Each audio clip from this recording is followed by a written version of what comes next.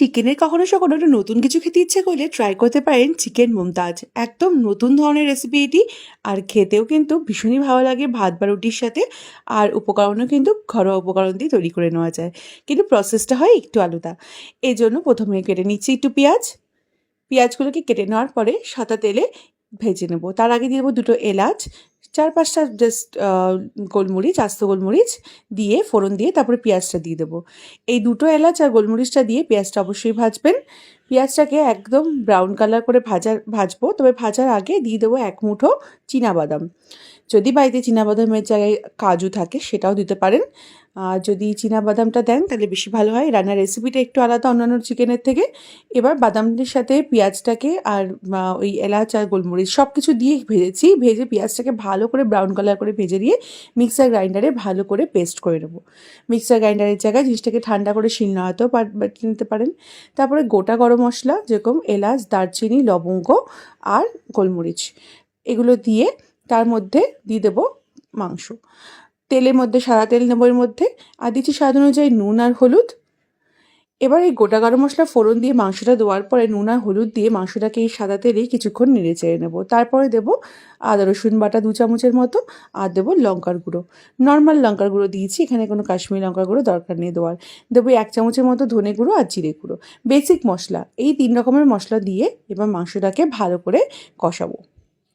মোটামুটি 2 থেকে 3 minute high to medium ফ্লেমে কষিয়ে নেওয়ার পরে এটাকে ঢাকনা দিয়ে রেখে 5 মিনিটের জন্য রেখে দেবো। অপরদিকে 1/2 কাপের মতো টক দইকে একটু ভালো করে ফেটিয়ে নেব।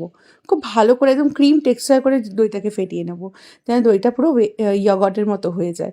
অপরদিকে 5 মিনিট ঢেকে রাখার পর দেখুন চিকেন থেকে জল বেরিয়েছে, আর এখানে যে ভাজা পেঁয়াজ বাদামটা বেটে রেখেছিলাম সেই বাটাটা এর মধ্যে অ্যাড করে দিলাম। এবার মিক্সিটা ধুয়ে একটু জল ওর মধ্যে দিয়ে দিলাম, বেশি না কিন্তু 1/2 কাপেরও কম জল দিয়েছি, কারণ জল দেওয়ার প্রয়োজনই পড়ে না। আর দিচ্ছি এখানে ওই ফেটিয়ে রাখা টক দইটা। এবার আর কিছুই না, ভালো করে মিশিয়ে নিচ্ছি। মিশিয়ে নেওয়ার সময় গ্যাসের ফ্লেমটাকে লোতে রেখেছি। মিশিয়ে নেওয়ার পরে গ্যাসের ফ্লেমটাকে মিডিয়াম আঁচে রাখবো, কারণ এখানে পেঁয়াজটা অলরেডি ভাজা আর দইটাও কিন্তু কুক হতে খুব বেশি সময় লাগে না। লো ফ্লেমে, মানে মিডিয়াম টু লো ফ্লেমে এটাকে ফোটাবো। আর দেবো 1 চামচের মতো গরম মশলা। এবার 5 মিনিট ঢাকা দিয়ে রেখেছিলাম, আর বাকি রান্নাটা ওভারঅল কুক হতে লাগবে আরও 10 মিনিটের মতো। অপরদিকে ওটা ফুটছে, এর মধ্যে একটা ফোড়ন প্যানের মধ্যে একটুখানি ঘি আর 5-6টা কাঁচা লঙ্কাকে একটু চিড়ে ওই ঘিটা যখন ফোটা শুরু করবে ওর মধ্যে দিয়ে এই যে ঘি আর লঙ্কার ফোড়নটা তড়কাটা এইটা দিয়ে দেবো একদম ফুটন্ত মাংসের মধ্যে। এইভাবে তাতে কিন্তু মাংসের মানে মানে একটা অন্য রকমের ফ্রেগনেন্স আসবে, আর খেতেও কিন্তু ভালো লাগবে। দিয়ে দেবো একটুখানি জায়ফল, একটু গ্রেটারের সাহায্যে ঘষে দিয়ে দিচ্ছি।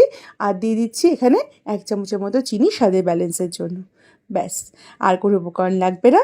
এবার আর কিছুই না, এটা ভালো করে মিশিয়ে নিন। যদি বাড়িতে একটু গোলাপ জল থাকে, উপর দিয়ে একটু গোলাপ জলটা কিন্তু অপশনাল ছড়িয়ে নিতে পারেন, তাহলে কিন্তু রেসিপিটা একদম আরও অন্যরকম স্বাদ এনে দেবে।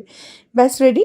এরকম একটা রেসিপি সানডেতে বা যে কোনো অকেশনে বা বাড়িতে কোনো গেস্ট আসলে কিন্তু ট্রাই করতে পারেন। চিকেনের একদম নতুনত্ব রেসিপিটি, আর যদি ট্রাই করেন তো জানাবেন কীরকম লাগলো, আর ভালো লাগলে বন্ধুবান্ধবের সাথে শেয়ার করে দেন। অনুরোধ রইল আজকের মতো এই পর্যন্ত। সবাই ভালো থাকবেন, সুস্থ থাকবেন। Thank you for watching this video.